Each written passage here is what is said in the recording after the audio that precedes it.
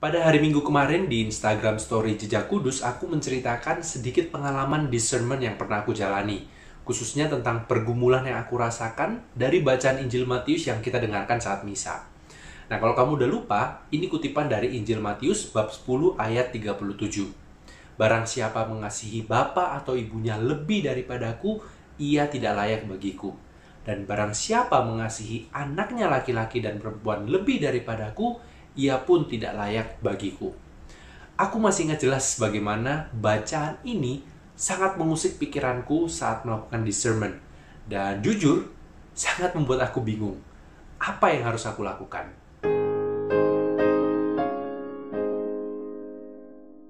Buat teman-teman yang baru pertama kali nonton video di channel YouTube Jejak Kudus ini, aku udah pernah share juga di video-video sebelumnya apa saja hal-hal yang aku lakukan saat melakukan discernment. Dan kamu bisa melihat video itu melalui link yang ada di bagian deskripsi di bawah ini. Nah, secara singkat ceritanya pada waktu itu, waktu aku kuliah, aku merasa ada panggilan Tuhan untuk menjadi seorang imam. Dan karena gerejaku saat itu, Santo Thomas Aquinas, dikelola oleh Imam Ordo Dominikan, maka aku sangat dekat banget sama mereka. Ya, apalagi anak rantau kan, kita kuliah jauh dari rumah, di negeri orang. Dan biasanya pada saat liburan, kita nggak kemana-mana, liburan Natal, liburan Thanksgiving, kita diundang ke rumah pastoral untuk makan bersama. Jadi udah seperti keluarga sendirilah dengan romo-romo Dominikan ini. Dan dari kedekatan inilah akhirnya muncul suatu dorongan untuk bertanya, apakah ini panggilan Tuhan untukku? Jadi ini masih tahap discernment yang awal banget ya. Kadang kita berpikir kalau discernment itu proses yang berat, yang menghasilkan suatu keputusan yang final dan definitif. Akan tetapi pada dasarnya setiap saat kita bisa melakukan discernment kecil yang diawali dengan bertanya, apakah ini kehendak Tuhan untuk aku? Dan pada saat itu sekitar tahun 2010, aku mendapat dorongan untuk bertanya, apakah panggilan menjadi imam ini adalah kehendak Tuhan untukku? Dan saat itu aku lumayan menggebu-gebu, aku sangat penasaran, pengen tahu apa jawabannya. Jadi aku mengikuti retret panggilan di Biara Dominikan yang biasa disebut retret Come and See bersama beberapa mahasiswa lain dari kampus. Dan pengalaman selama retret ini benar-benar membuka wawasanku tentang kehidupan religius atau hidup membiara, khususnya di dalam Ordo Dominikan. Aku masih ingat saat nonton video panggilan yang diputar, rasanya udah siap banget, udah langsung pengen lompat dan menjawab, iya Tuhan, aku mau. Dan sepulang dari retret panggilan ini, aku nggak inget pastinya, selang beberapa hari atau beberapa minggu berikutnya, aku memutuskan bahwa ini waktunya aku harus membicarakan hal ini dengan orang tuaku.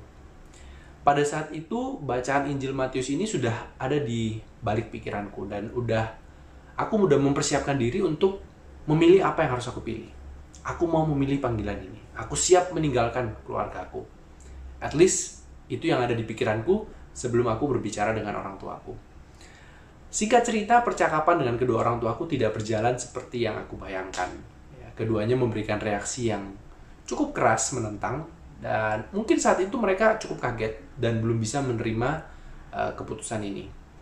And this was beyond my expectation. Seperti sesuatu yang udah panas, membara, tiba-tiba disiram air dingin. Udah mau lari kencang, tiba-tiba ada tembok. Ya, akhirnya harus nabrak tembok itu. So it was really a painful experience. Dan yang lebih menyakitkan lagi adalah aku harus berada di antara dua pilihan yang sepertinya it's impossible to choose. Memilih ikut Tuhan atau menuruti kehendak keinginan orang tuaku.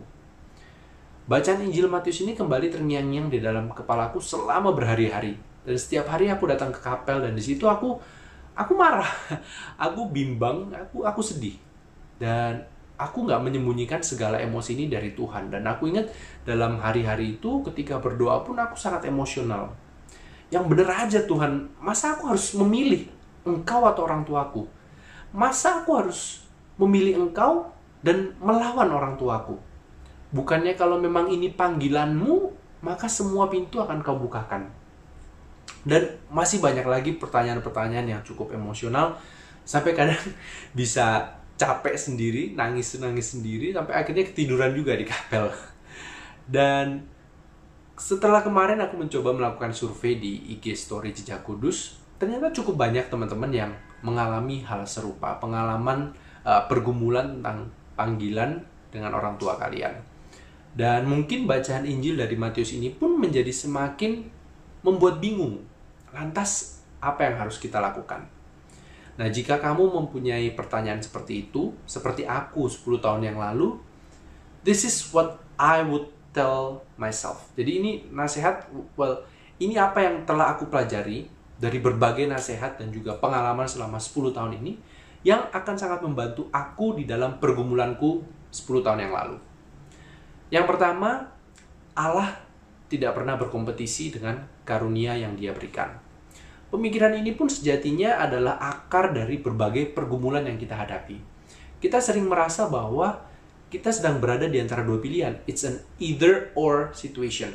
Kalau pilih ikut Tuhan, maka kita akan kehilangan keluarga. Kalau pilih Tuhan, kita akan kehilangan kebebasan. Intinya, pikiran yang menghantui kita adalah kalau ikut Tuhan, berarti kita nggak bisa ini, nggak bisa itu. God appears to be in competition with His own gift, our freedom.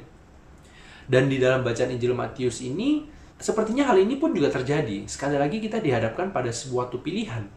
Kali ini, Yesus atau keluarga, ayah, ibu, atau anak-anak. Dan dalam proses discernmentku ini, aku banyak berkonsultasi dengan romo pembimbingku saat itu, yaitu Father Patrick Baikoskes OP. Dan aku banyak bertanya pada romo, khususnya tentang perikop dari Matius ini. Apa artinya? Apa yang harus aku lakukan? Kurang lebih dari penjelasan romo yang akhirnya bisa memberikan kelegaan dalam hatiku, kira-kira seperti ini. Romo mengatakan bahwa memang bacaan ini menyuruh kita untuk membuat suatu pilihan. Namun, bukan sekedar pilihan untuk memilih ini atau itu. It's not me or them situation. Akan tetapi pilihan yang harus kita ambil adalah untuk menyusun tatanan hidup kita. Apa atau siapa yang ada di tengah-tengah hidupmu. Jadi ketika kita melihat dalam 10 perintah Allah pun kita bisa melihat kedua hal ini ada tercantum di dalam perintah Allah. Mengasihi Allah ada di nomor 1. Hormati orang tuamu ada di nomor 4. Jadi kedua hal ini bukan pilihan yang berlawanan, yang bertolak belakang.